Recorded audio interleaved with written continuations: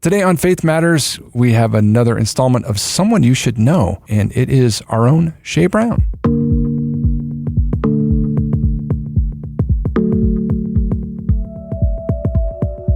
I'm Dan Jarms, and you're listening to Faith Matters, a podcast to help update you on matters of Faith Bible Church, as well as equip you in matters of the Christian faith.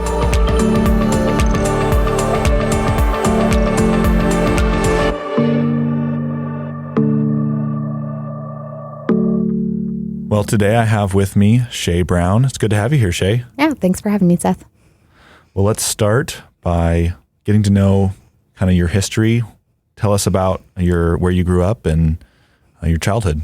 Yeah, I was born in Oregon, but raised in Central California until the summer before junior high. My parents moved us up here to Spangle, Washington. So that's a little small farm town south of here.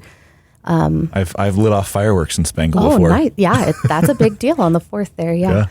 I went to high school at Liberty High School down in Spangle, public school. I went to a very small private school when I was in California. And so that was a big adjustment.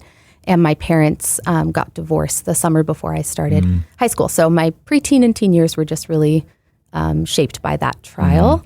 My upbringing was a little chaotic, I guess I would say. But God used that to draw me to himself. I was raised in a Church of Christ and was taught a very works-based way to salvation, but clearly saw in my parents' life that was not, I guess, the way to Christ. Like it was very clear that their lives on Monday through Saturday did not match up with what they were telling me on Sunday mornings. And so, but I was taught to read the Bible and seek God and that he should be first in my life. And so in my high school years, I just read the Bible a ton. Wow. And that was when I first saw the word grace. And so I think actually it was just through reading the Bible when I was in high school that I was saved. Wow.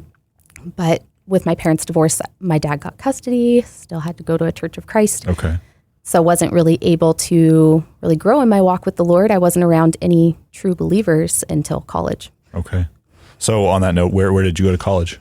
Tell us about that. Yeah, I went to Eastern. I was a Running Start student and then finished up my degree there in biology after I graduated high school. So nice. Yeah, it was pre-med track. Thought I was going to go be a PA. Wow. Then Cam graduated PT school, and then we thought, we'll go to nursing school so we don't have to leave Spokane. And then I applied for nursing school, and then God was like, actually, you're going to be a mom. And so nursing school didn't happen, and here I am. Yeah. So you're a mom. Tell us about your family a little bit. Yeah. I'm married to Cameron for 9 years. We just celebrated, and we have 3 kids. How'd you guys meet? We are high school sweethearts. So very fun. Yeah, I was 14 when I started dating him. So over half my life at this point now. That's awesome. Yeah. We have 3 kids. Arthur is 7, Mavis is 5, and Edith is 3. So you and Cameron have known each other since high school then? Yes. You got saved probably around high school. Yes. Was he saved at that point as well? Yeah, so he grew up going to the community church in Spangle on Wednesday nights. The school bus would drop kids off there to have fun at youth group. And he heard the gospel through that time, but his parents aren't believers. And again, he wasn't, he would go to church occasionally on holidays growing up. So he heard the gospel in high school. I don't know if he would say that he was saved in high school, but he heard the gospel in high school. And it was definitely in our very transformative college years where we both came, definitely knew the Lord and decided together to pursue him. Wow. So, that's amazing. That's really cool. Yeah. How did you end up here at Faith Bible Church? Cameron was in physical therapy school, and a couple of his friends were all going to Life Center for a while. And so after I left the Church of Christ, we were like, let's do a 180 and go to Life Center, because that's about as opposite as you can get. And we went there, and it was fine. We tried a small group. I think we knew we didn't want to stay there long term, but it was fun to go with some of Cameron's classmates. And then one classmate invited us to FBC. And so Thanksgiving weekend, we went here, and that was almost 10 years ago. And we never went back to Life Center. We were like, oh, this is what church is supposed to be like. Okay. This is what it looks like to learn from God's word. Yeah, it was great.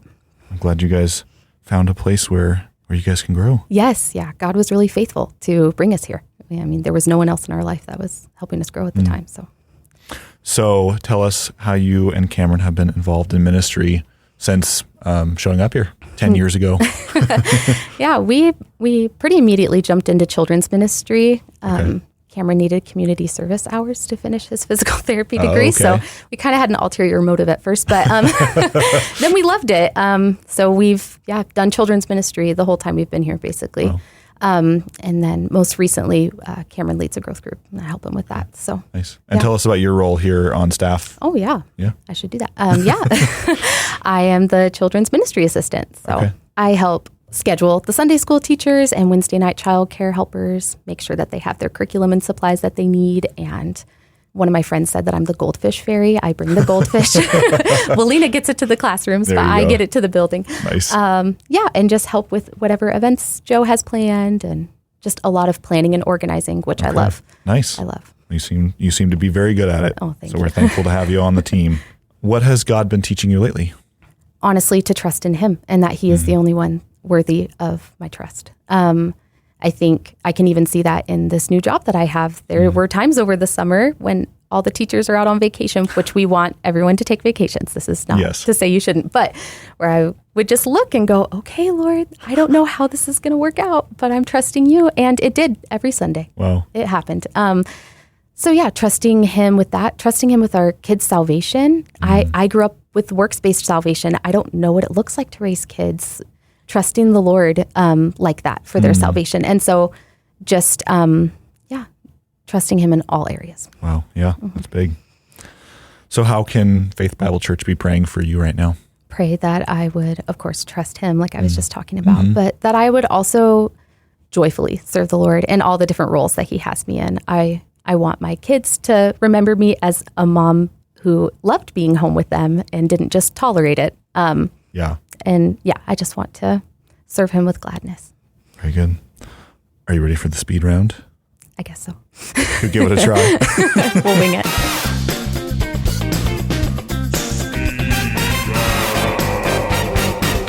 Cats or dogs? Cats. Do you have any cats? I have 1 cat and 9 chickens.